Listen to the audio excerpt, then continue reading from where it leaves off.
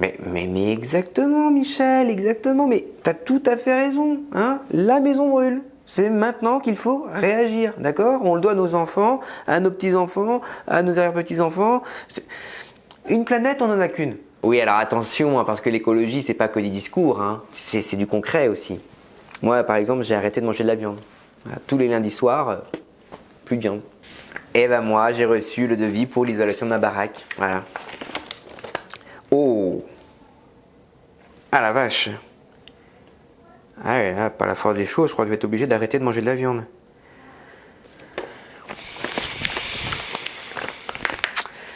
T'as des enfants, toi? Moi non plus, non.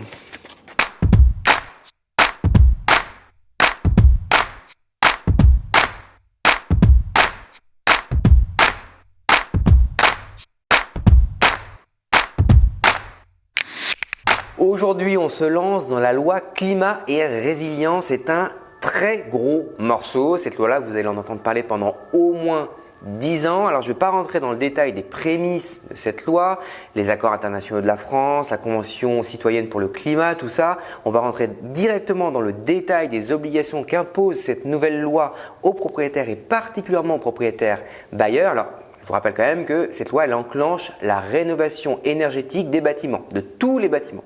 Ah bah oui, la loi climat, c'est la loi qui impose aux propriétaires de passoires thermiques de faire des travaux. On va peut-être commencer par abattre cet arbre-là. Ah oui, voilà, c'est ça. Ça, c'est la très grosse échéance de la loi climat. C'est ce dont on parle le plus dans la presse. Les logements qui sont concernés, ce sont les logements que le DPE classe en F ou en G. Alors, je fais le détail. À compter du 1er janvier 2025, les logements classés G ne seront plus décents et ne seront donc plus louables. Et à compter du 1er janvier 2028, ce sont les logements classés F qui seront exclus du marché locatif. Bon, à ce stade, je pense qu'on va déjà faire une mise au point. L'exigence d'une performance énergétique minimale, comme je viens de vous l'expliquer, ça ne concerne pas que les propriétaires bailleurs, ça concerne tout le monde. C'est vrai que pour les bailleurs, il y a une sanction qui est assortie, l'impossibilité de louer son logement, mais en réalité, la performance énergétique minimale, ça concerne tout le monde, même les propriétaires occupants. Nous, dans cette vidéo, on va se concentrer surtout sur les bailleurs, mais en réalité, si vous êtes propriétaire occupant, vous avez aussi intérêt à écouter. Si on se concentre sur les propriétaires bailleurs, c'est parce qu'à compter de 2025 puis de 2028, les logements classés G et F ne seront plus louables et que les locataires pourront exiger des propriétaires la réalisation de travaux de rénovation énergétique et au besoin, ils pourront aussi saisir le tribunal et puis demander une diminution du loyer. Avec la loi climat, là, on change vraiment de braquet, on rigole plus du tout. Et donc là, je demande aux propriétaires de faire des travaux d'isolation. Si, il m'a répondu, si. Regarde ce qu'il m'a envoyé. Ça va être compliqué, hein? Ouais, bon, après, F et G, j'imagine que c'est quand même les gros taudis, non? Des taudis. Les logements classés en F ou en G, c'est un quart du parc locatif, donc c'est un logement sur 4. Donc c'est pas rien quand même, Et pour savoir si vous êtes concerné, il faut regarder votre DPE. Mais attention, parce que la méthode du DPE a changé en novembre 2021 et qu'il y en a 2-3 qui sont tombés de l'armoire. Parce qu'avec la nouvelle méthode du DPE, vous pouvez gagner ou perdre des classes énergie. Et puis si vous tombez en F ou en G, là, bam, vous êtes dans le collimateur. A priori, ceux qui vont le plus échanter, ce sont ceux qui ont une énergie carbonée, c'est-à-dire ceux qui se chauffent au fioul ou au gaz. Attends. Ça veut dire qu'il faut que je refasse mon DPE même s'il a moins de 10 ans? Votre DPE ancienne méthode reste valable pendant quelques temps, mais c'est vrai que très rapidement, il va se périmer. Alors je précise les dates. Les diagnostics qui ont été réalisés entre le 1er janvier 2013 et le 31 décembre 2017 restent valables jusqu'au 31 décembre 2022. C'est l'année prochaine, Et les diagnostics réalisés entre le 1er janvier 2018 et le 30 juin 2021 restent valables jusqu'au 31 décembre 2024. Même si votre DPE ancienne formule est toujours valable, mon conseil c'est de faire établir rapidement un DPE nouvelle formule, même en dehors de toute vente ou de toute location, pour savoir comment votre logement est classé et savoir à quoi vous en tenir. Parce que si vous devez lancer une campagne de travaux, mieux vaut vous y préparer. C'est long et puis c'est coûteux. Lancer une campagne de travaux. Lancer une campagne de travaux. Mais il est dingue, lui. Non mais le pognon, tu crois que ça se trouve dans le cul des poules? Ah bah oui, c'est sûr que les travaux d'économie d'énergie, ça coûte cher. Hein. Alors bon, bah il y a bien des aides. Hein. Vous avez peut-être entendu parler de MaPrimeRénov', du programme Habiter Mieux, des certificats d'économie d'énergie, puis d'autres trucs. Mais bon, le problème d'abord, c'est que c'est hyper compliqué de s'y retrouver. C'est un vrai millefeuille. On prend rien. Et puis en plus, bah, les aides, elles ne suffisent jamais à couvrir tous les travaux. Hein. Il faut souvent rajouter, et puis bon, bah, souvent il faut rajouter beaucoup.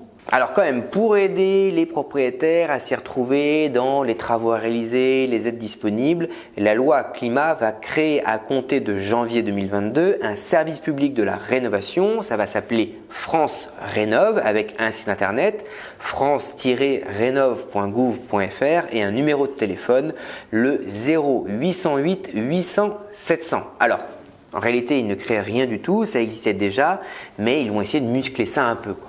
Ah oui, ça c'est sûr, le pognon ça va bloquer, ça c'est sûr. Mais il n'y a pas que ça, il y a la copro aussi. Comment on fait pour prendre une décision sur l'isolation du toit, de la façade, le remplacement de la chaudière, quand on est 3 en assemblée générale? Ah bah oui, c'est vrai, en copropriété c'est encore plus compliqué parce que la prise de décision est collective.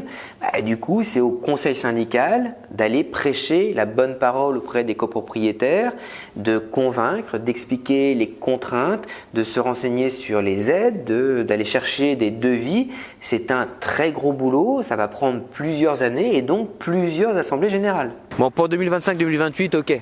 Mais finalement, pour maintenant, tout de suite, là, il se passe rien. En 2022 par exemple, il n'y a rien de nouveau à faire. Bah si, ça commence dès 2022. Alors, vous savez, le DPE, il était déjà obligatoire dans les annonces de vente et de location. On va pas se cacher, c'était quand même pas toujours le cas, surtout en location. Eh bien, à compter du 1er janvier 2022, le propriétaire qui n'affichera pas la lettre de son DPE dans son annonce encourra une amende de 3 000 €. Donc, j'ai déjà dit, mais je le redis, il va falloir y penser sérieusement au DPE.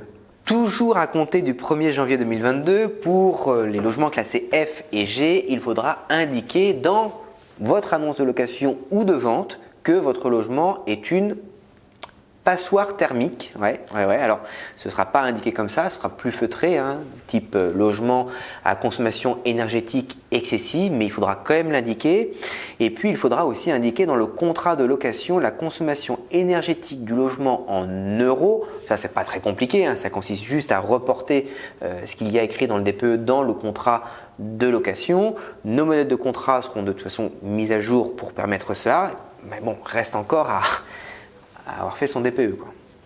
C'est pas méchant, mais on sent quand même que en 2022, le collet se resserre. Hein. On stigmatise les logements peu performants.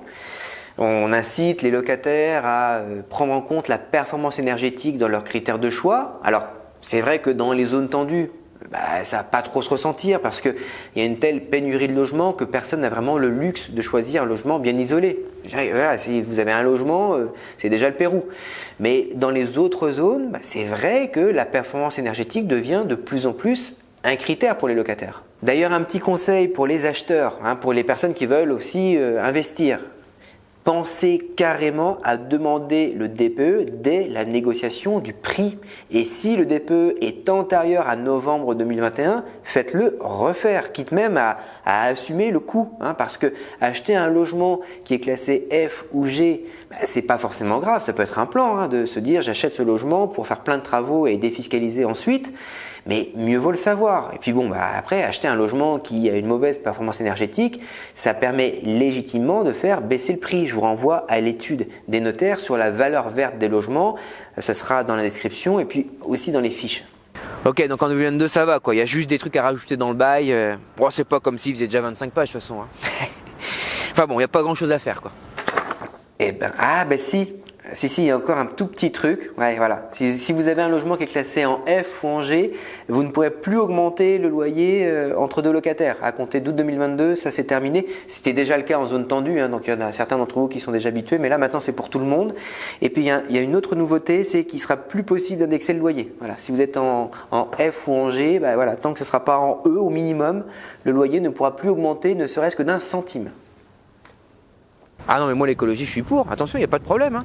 Mais 6 ans pour éradiquer les passoires énergétiques, ça me semble un poil ambitieux. Je sais pas, t'as déjà assisté à une assemblée de copro? Rien que pour changer le code de l'interphone, c'est déjà le merdier. Alors là, pour changer le toit, ça a soufflé. Hein. Ah bah effectivement, ouais, la loi est hyper ambitieuse et ça peut inquiéter, ça c'est sûr. Les logements F et G, c'est 4 800 000 logements quand même à rénover en 6 ans. Ouais, compliqué, hein. La loi est ambitieuse, mais quand même, elle prévoit 2 grosses exceptions à l'obligation de travaux. La première concerne les bailleurs. Voilà, les bailleurs qui auront essayé de faire dans la copropriété des travaux d'isolation, mais qui se seront heurtés au vote contraire des autres copropriétaires. Eh bien, eux, ils pourront continuer à louer. Et puis la deuxième exception, ça concerne les propriétaires qui, pour des raisons architecturales, ne peuvent pas entreprendre les travaux d'isolation, de rénovation énergétique. On peut penser aux propriétaires de très beaux immeubles en pierre qui ne peuvent pas faire d'isolation par l'extérieur parce que ça défigurerait l'immeuble. Et de manière plus générale, on peut aussi espérer que les pouvoirs publics seront pragmatique. S'il n'y a pas assez d'aide financière pour que les propriétaires se lancent dans des travaux, s'il n'y a pas assez de professionnels qualifiés pour tenir les délais, il est probable que les échéances soient repoussées. Ça a déjà été le cas avec la mise aux normes des ascenseurs, qui était aussi un énorme chantier.